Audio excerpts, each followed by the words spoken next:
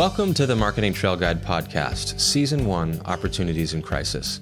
I'm your host, Kevin Krusiewicz, founder of Marketing Trail Guide and fractional chief marketing officer for companies running on the Entrepreneurial Operating System, or EOS. This is episode 7, The Real Estate Coil, Ready to Spring. And my guest is Sanford Coggins, CEO of VisionWise Capital, an investment fund and operator of coastal multifamily real estate. Sanford is a featured speaker at colleges and universities and industry conferences, including courses on cash management and business financial strategies at Price Anderson School of Business. Sanford and I spoke on May 4th of this year, and we talked about the economic impact of the COVID shutdown on the real estate investment market and what opportunities are emerging as a result. I walked away with some key insights, and I know you will too. So please sit back and enjoy my interview with Sanford Coggins.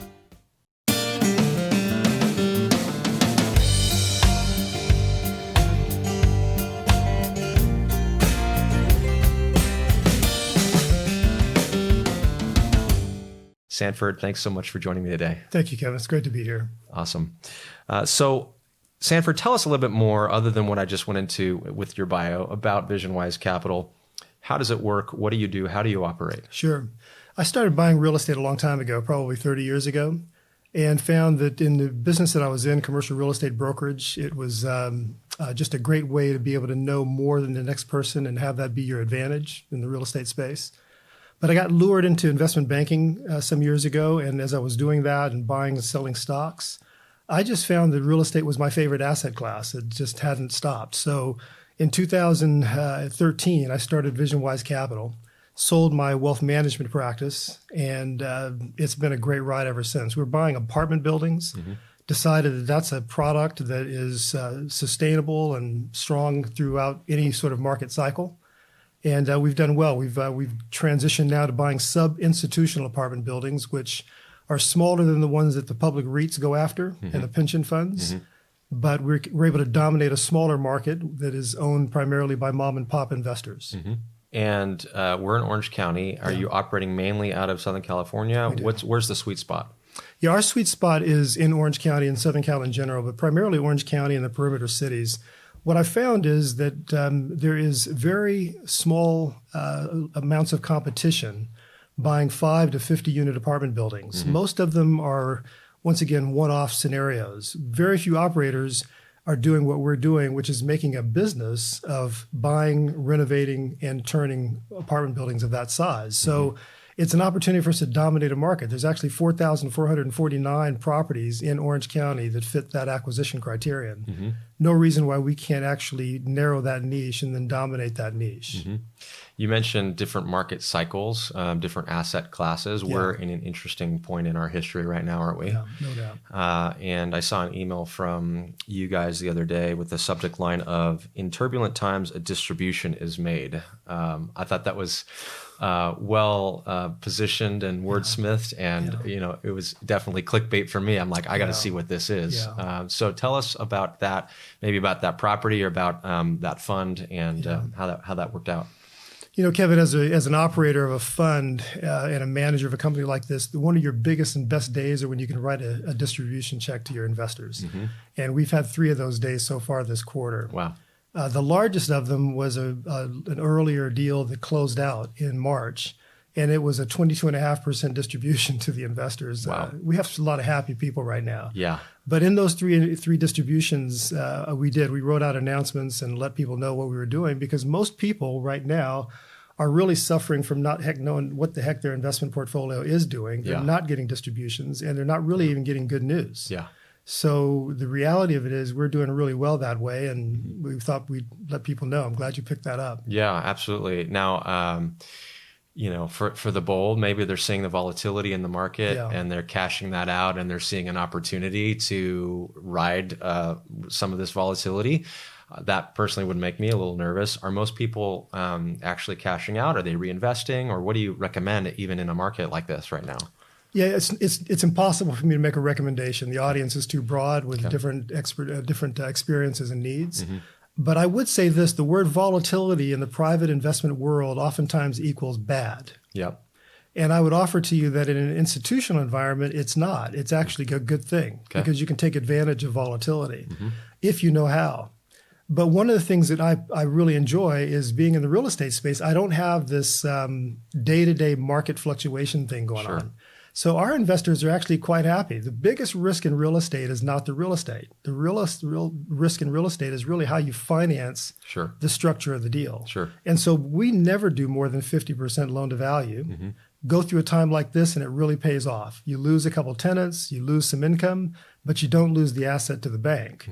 And that secures principal. I've heard you say before that people generally tend to prefer to have a roof over their head. And I think that impacts the particular, not only the asset class, but the segment of the asset class versus single family homes or something like that. What's the strategy there? For us, the strategy is when you look at office right now, for example, that's problematic to me. I mean, there's going to be a lot of people that realize that's a luxury that they don't necessarily need to afford. When you look at self-storage, on the other hand, that's a great opportunity, a great product to be in. Multifamily is a place where you're right. People prefer to live indoors. And in fact, my attitude is I would like to have every family have a living room. I just think that's right. So when 8 out of 10 Americans live paycheck to paycheck, it's not like you're ever going to run out of people that need to rent. Now the job is, as an operator and a manager, how can we treat them well enough that they are respected and that they want to stay in your residence? And that's what we do. We have built a community. We communicate well with them. Even now, there's some tenants that are going through some significant financial hardships, and they're legitimate. So we're doing everything we can, not just out of empathy, but just because that's the right thing to do. But we're taking care of them, and they'll come out of this thing, and we'll work on it together, and everybody's going to win. So maybe what I hear you saying is you're not as subject to the volatility in the market, but that's not to say that COVID hasn't affected you. You just kind of brought up one example. How have you had to shift or decided to shift maybe in terms of extending some grace, some leniency? What are some of those other areas? And do any of those represent new opportunities? Sure. We walk them through the COVID-19 stimulus package that's designed for tenants. That's the first thing that we do. To the extent that there's still a shortfall, then we defer payments. We give them a forbearance agreement, and we document that and come out the other side, preferably with a catch-up provision that gives them a 12-month period to get caught up. In some cases, we haven't gotten there yet, Kevin. In fact, in April, we collected over 90% of the rents, which was pretty outstanding. We're checking our watches now to see what happens in May. But I tend to believe, because of the background checks that we do, the tenant profiles that we have, the quality of people that we allow into our residences, I have a sense that we're going to be just fine, and they are too. But again, flexibility is key. To be able to do that and not have to worry about making a mortgage payment is the effort that you have to pay attention to. So I know nothing about rent control. There's something in my mind that's told me that something's happened recently in California. And we didn't script any of this or talk about any of this off air, but what can you tell us about that whole legislation that came down and how that's impacting people in multifamily units, and then on the investor side, how does that trickle down into that? There's several pieces of legislation that has come down in the last couple of years. The most prominent one being AB 1482. That went into effect January 1st of this year. And that's the California statewide rent control bill. There's 3 things that occur that impact us with that bill. One of which is it causes all the properties now to stay on the market a little bit longer. And that started in the second half of last year, in fact, where you see the days on market for properties being 89 days in 18. But in 19, they were on the market an average of 126 days. Fewer buyers, fewer 1031 exchanges, people waiting to see what would happen. That's still going on. The second thing that 1482 has done is it's caused prices to actually get softer, particularly for those properties that need work, like the ones that we buy. Now, that's an advantage to us. I mean, there's sellers now that 2 or 3 years ago are saying, I wish I'd have sold then. Because I really don't want to be in this mess now. So properties are on the market. They're softening in terms of price. And there are fewer operators that can actually manage through the rent control bill. So that, again, that gives us an advantage. I think the third thing is there's a cap on rents that is 5% per year plus CPI. It equates to just plus or minus an 8% bump in rents per year. That really doesn't affect us much because our properties, once you understand how to get properties to market, which is what is maybe unique for our operation, once you're there, the average rent bump in Orange County is about 4.3% per year. Okay. And only 3 times in the last 25 years has it bumped over 7%. So on average, once you get to your market rents, you're not really constrained by a rent control bill that allows you an 8% bump. Okay. So for us, it's been actually a weeding out of operators that don't know how to navigate their way through. Okay. And it's softening the prices of the assets that we buy. Sounds like a so win. it's really been a bit of a plus for us opportunistically. Yep. And of course, for tenants, purportedly, it's supposed to be a plus for them. It's supposed to protect them. Do we know if that's happening? In any given man-made law, there are ways of doing something sort of goofy. There's knuckleheads in every industry. Sure. So you will find landlords that are doing things that are creating tenants' removal because there has to be a substantial reason for the tenants to have to leave the property. Sure. So substantial remodeling is what it's called. But there are people doing things that are really I think unjustified. I don't spend a lot of time contemplating that. What we do is we just simply let them know, here's what you're going to be charged, and here's when your notice is coming. And by the way, it's going to include new appliances, new flooring. It's going to include recessed lighting and soft close cabinets and drawers. And here's a picture of what it's going to look like. And we're getting about 36% of the tenants that say, I'll stay and pay the higher rent. Okay. My goal is to get 50% to stay. Let's talk about investors. It sounds to me, even just in our conversation, that there's there's some core values that, from a how you do business standpoint, and your decision to treat tenants a certain way, and of course you need to think about your investors and the ROI side of things, right? So you can have those emails that go out. But what is a profile of a kind of investor that you look for that you think is a good fit?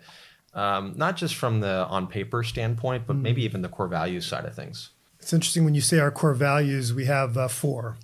And one of them is really rather interesting. I just hired an acquisitions fella and had him initial our core values. It was interesting because one of them is that we have a clean conscience.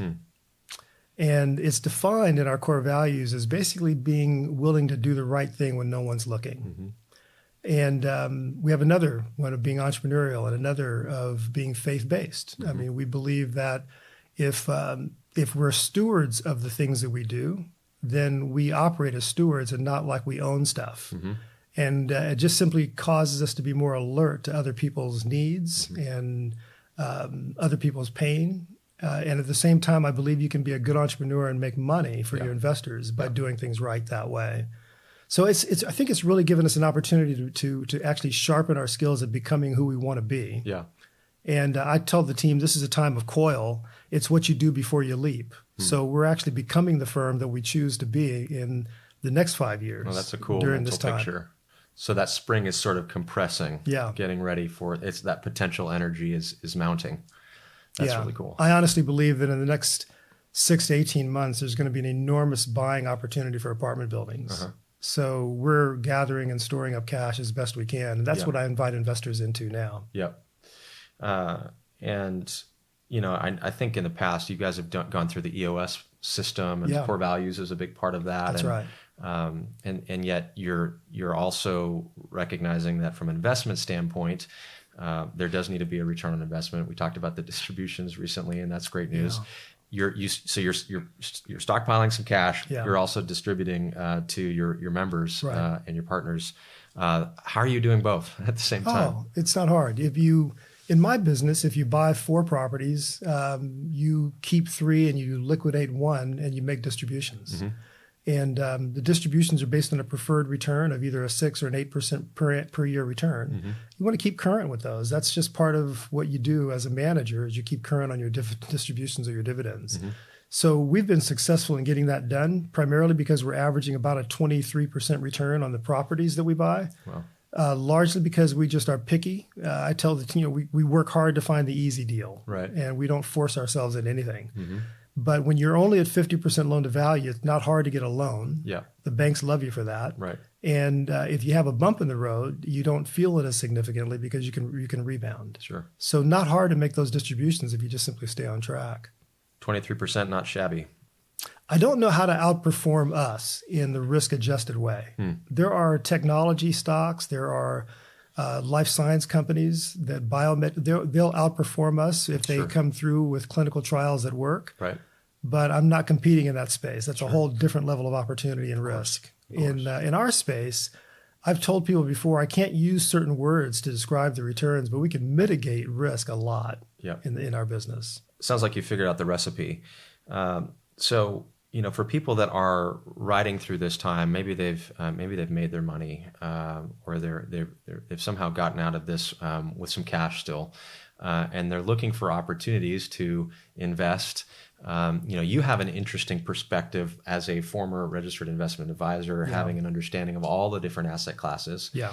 I think I've heard you say before, I'd never recommend putting all your eggs in one basket, even though your eggs are all in real estate in terms of what you operate. How should unofficially speaking, how should people be thinking about their distribution of wealth across all of their investments? And how does real estate come into play now versus 6 months ago? Yeah, that's a great compound question. So let me think if I can break that down. I would say this. Diversification is really exceptionally important. Everything you read about that is true to the extent that diversifying your portfolio brings about a sense of less loss of losing money. But you also have to know that overly diversified portfolios end up statistically with very average returns because you can actually over diversify. Sure. So the way I look at this is, to your point, I want to diversify in things that I'm not an expert in. The more I understand something and the more I have control over the results, the less I need to diversify. And that's what allows me to actually be in real estate because I'm in the center of the business. Right. To the extent that I'm not in the center of the business, I need to diversify because now I'm relying on other people to actually manage that money for me. In my business, I would offer that it's a core asset. And it's counterintuitive to the things that happen every day in the stock market because it's not driven by the same metrics. So having both, some element of stocks and bonds and some element of real estate really correlates well because now what you want to do is in your investment portfolio, if you can picture this, whatever you have, you want when the world turns, you want something to be moving to the top as something doesn't. Sure. And when the world turns again, just the absolute opposite occurs. Sure. In that way, you'll balance the portfolio, and over time, you'll hit solid Bs to get you where you want to go. It's interesting. I find that investors have a real common three things that they have need of. Okay. I find the first thing is they don't want to lose money. Right. That's a given. Yep. But I find the second thing is they don't want to miss out. Right. And I find that to be sort of the difference between the will and the emotion, kind of battling with one another, because you don't want your brother-in-law to say, hey, didn't you get in that deal? It was amazing, right? You don't want that to happen. Yeah. But the third thing is where the mind kicks in is I want to reach my financial goals. And most often people cannot reach their financial goals with the returns that they're getting on average in bonds. Yeah. Well, bonds for sure. Yeah. Can't get there. Yeah. And in a stock market environment, every 5 to 7 years, a lot of your returns get taken away. Right. So if your timing is bad in retirement, you can't get there with stocks either. So real estate actually plays that core position that allows you to generate income as you go. But the value of the real estate, as long as you're in a primary or secondary market, not a tertiary market where it's desert land and sort of a 20-mile distance between houses, that's a little tougher. Sure. But in an infill environment like Orange County, you're going to have appreciation over time. Yep. And that can balance out a portfolio very nicely. So for those that recognize that opportunity, but have maybe tried their hand, they brought properties here and there. Yeah. That's sort of a different approach than allowing somebody who's operating in real estate full time to kind of handle that portion, that part of the portfolio. Maybe talk about both of those approaches. I'm going to DIY and dabble versus handing off the responsibility to. There's the REIT on one side, but then kind of what you're doing in the middle there. Yeah, there are many, many people that just don't either have the aptitude or the time to really study the investments, and they have more money than they can actually put in one particular place. Sure. And I help people constantly figure out how to manage the manager, how to interview a manager, what questions to ask, what you should expect them to know and understand.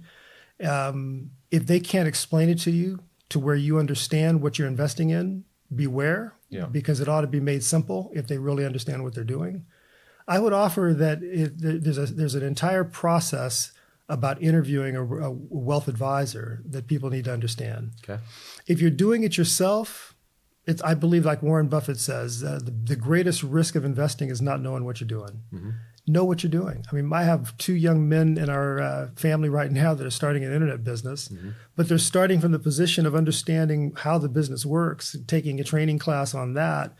Even though it's a pretty common thing for a millennial to understand how internet works, they're learning how to establish the LLC, how to build the operating agreement. They're starting from ground up and then understanding the distribution and the supply chain, et cetera, because by the time they actually put real dollars in it, they're going to know what they're doing. Right. The risk is reduced. So dabbling, maybe not so advisable. If you're going to do it, go all in, understand what the business that you're in, become an expert. Yeah. And if you don't want to do that, then what? You want to be in real estate, but you don't want to be the expert. How do you leverage the strength of others that are? Sure.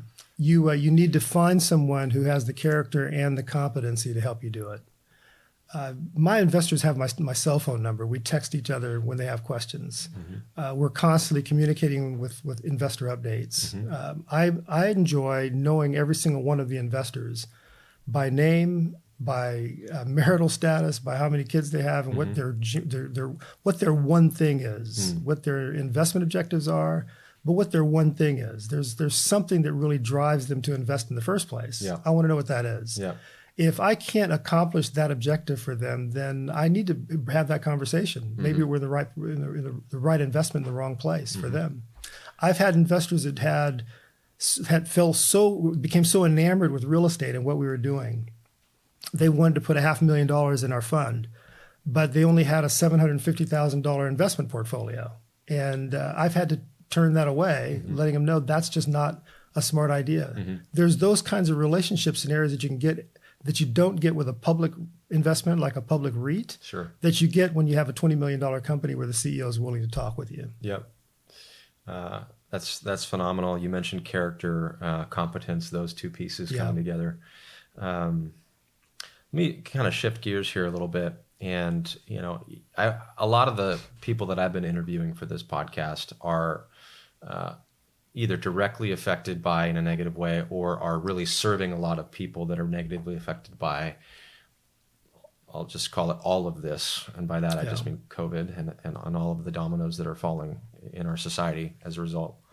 And so for a lot of entrepreneurs, getting in the mindset every day and getting into a positive mindset versus allowing the negativity and the news and the fear to overcome you and overwhelm you is really a daily challenge. Yeah. I don't get that sense from you in terms of circumstantially, it doesn't sound like, you're seeing all of the negativity impact your business, maybe like some other industries. Right. But I think your normal, my experience of you has been, and even just, you got your journal there, and I know that you're a disciplined man, and you have maybe morning disciplines, you have daily disciplines that allow you to, from a leader of your company, a leader of your home, get your head on straight every morning, get your heart in the right place. Maybe we could just kind of go a little bit more personal for a minute and talk about how you approach getting into the game with the right mentality and the right heart. Well, Kevin, that's good. And I know by our experiences together, you have a real good way of pulling the heart out in me, because it's in there when I'm talking about business. I love to have it come out because that's really what drives me in the business altogether. Morning routines are very important for me. This whole shelter-in-place scenario has been a real challenge in terms of structure. And without structure, I'm meandering way more than I feel comfortable doing. So I do have a morning routine. I have a morning fitness routine. I have a morning study routine. I get a chance to read not only the Bible, but something else that causes me to grow.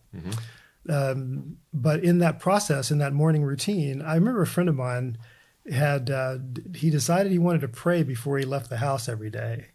and he couldn't seem to remember. He'd be dashing out the door. And one day he decided to throw his keys under the bed at night.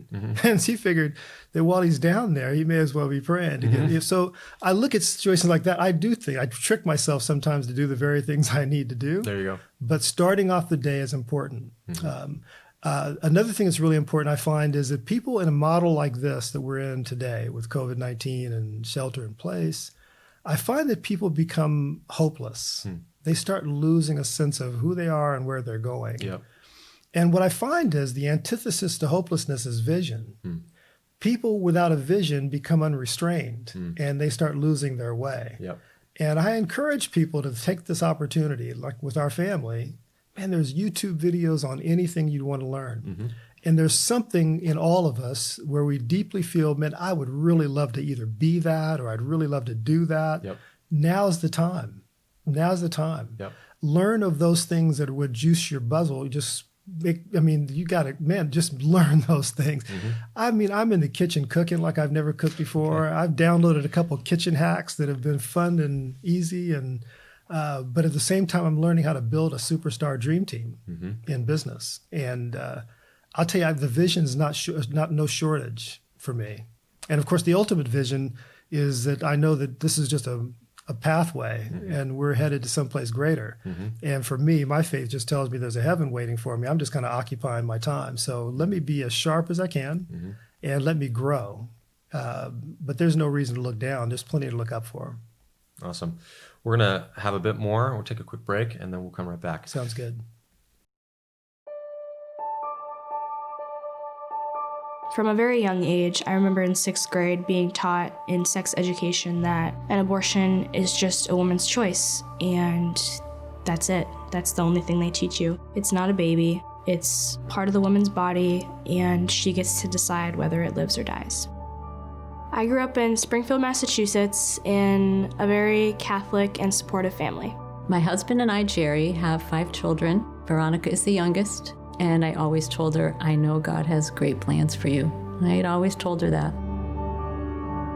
In high school and even junior high, she had lots of struggles with anxiety and depression and problems in school. I would just not want to get out of bed. I had no motivation to do schoolwork or be around family or friends. I kind of secluded myself in my room. It was Christmas Day of 2018. I was 16 years old.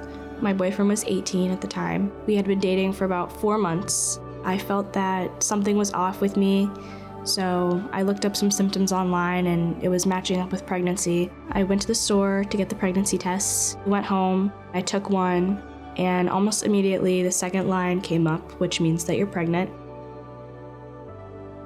I was just in disbelief at first. I was like, no way, I'm not pregnant, not me. A couple hours later, I took another one and also was positive.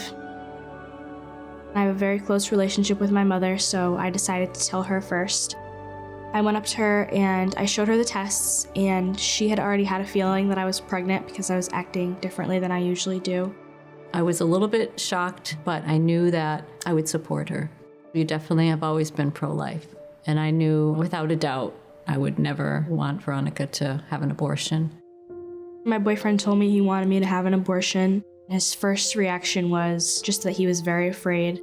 I understood where he was coming from because I was afraid as well. I knew that he wanted me to have an abortion, and I felt pressured to do so just because I didn't want to ruin his life or alter his life in a big way when it's not something that he wanted. I actually went down to Planned Parenthood. I was put in a room with this woman, and instead of her talking to me about my options or resources or different ways I could get help, it felt like she was a salesperson and she was trying to sell me on abortion. That just didn't sit right with me, and I knew that that wasn't the place I needed to be, and that's when I went home and did my own research. I searched on YouTube, what is an abortion, and I came across Live Action's video where the doctor describes in detail at each stage of pregnancy how the baby is killed.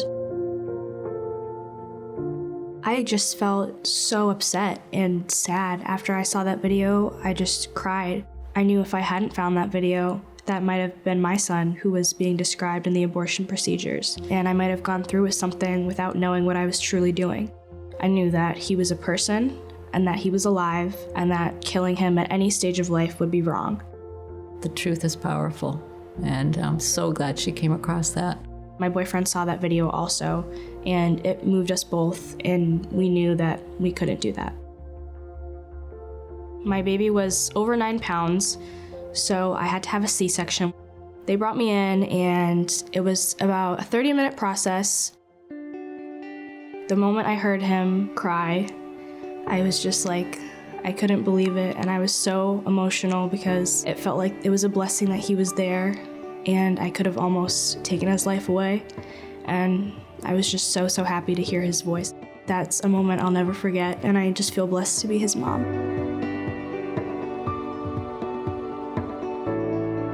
I think a lot of women do choose abortion because they're afraid of the lack of support, and also I think they're just uneducated and not completely aware of what they're doing. Your pregnancy isn't just a blob of cells, it is a human being, and it deserves to live.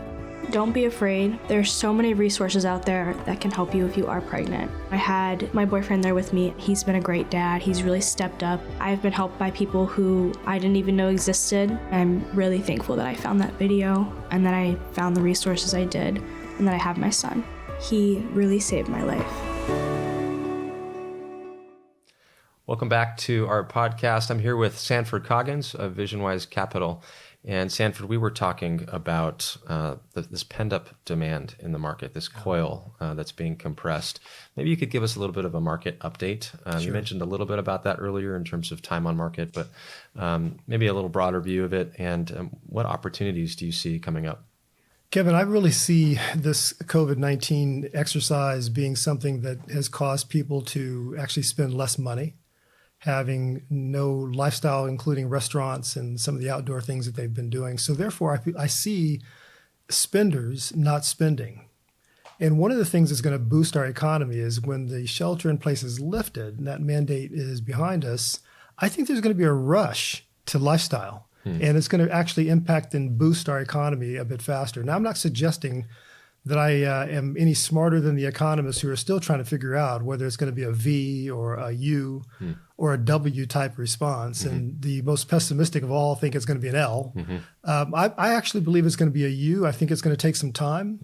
I think it's going to take time to absorb 30 million people back into the employment base. Sure.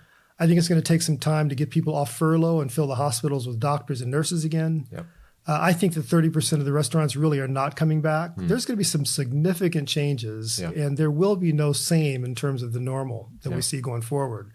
But all of that, like Winston Churchill said in the early 1900s, that when you see a good crisis, don't waste it.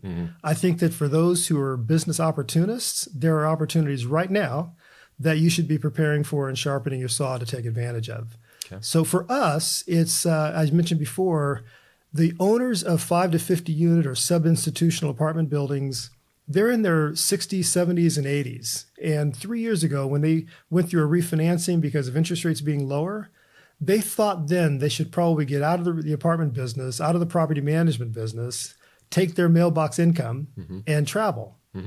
And many of them didn't. Okay. Now they're wishing they did. And I honestly believe that in the next 6 to 18 months, many of them are going to say, I'm out. Those properties are going to come on the market in a time where everybody's doing it at once, and the buying population is going to be loving it because prices are going to get soft. So that's our opportunity, and we're building our staffing around that. I mentioned earlier that we're in a coil right now, ready to leap on that opportunity because it's very clear to see it coming. The objective for us is to dominate a niche. I believe we can do that in Orange County particularly. There's well over 4,400 properties in Orange County. My objective is to own 1,000 of them in the next 3 years. My objective is to own 4,000 in the next 5. Okay. And we do that, and we become then a divestible entity to a public REIT or a private equity firm that would love to own 4,000 apartment units in coastal community Orange County. Sure. Tremendous opportunity. Thinking about the investor that you're attracting, how do they get involved? How do they begin to explore the possibility of potentially working with you, get their questions answered, even just have a conversation that is, not necessarily far down the road, but just exploratory, a discovery conversation? What does that look like even? Well, for me, it looks like a very personal discussion with them. For me, I want to know why they're investing and what they're trying to accomplish from the investment. I want to make sure they're not just chasing yield, but instead they're actually understanding the core concept of what they're doing. And then I want to, which I do with all investors, to the extent that they're interested, I actually want to teach them more about the real estate space. I want them to be educated because the more educated they are, frankly, the easier my job is, the more fun it is. So I think an investor coming to me doesn't have to be worried about knowing everything. Okay. I think the investor coming to me needs to simply say, I like what I hear. I want to explore more. And my encouragement to them is to inspect and not expect. Okay. Inspect it. Ask me the questions. If you don't sense that a provider of services is answering a question with ease and with just simple reasonableness, pause. That's not a very good sign. Do you have so sometimes people don't know what they don't know. They don't know what to ask, maybe. Do you have any kind of resource available, or do you provide that for people that are in that stage where they're wondering, what's the criteria here? Well, I told my kids this, that everything Warren Buffett, read it. There's YouTube videos of his speeches. He has a book, Dancing on the Way to Work. I mean, read it. Because what I've never found is anyone who understands complex issues and products and systems and circumstances as well as he does. Besides that, I would offer that there are a lot of textbooks, but I'm not quite sure that's the route that most people want to go. I'd say that the next thing to do is have a conversation with me, and I'll be happy to walk you through to your level of understanding.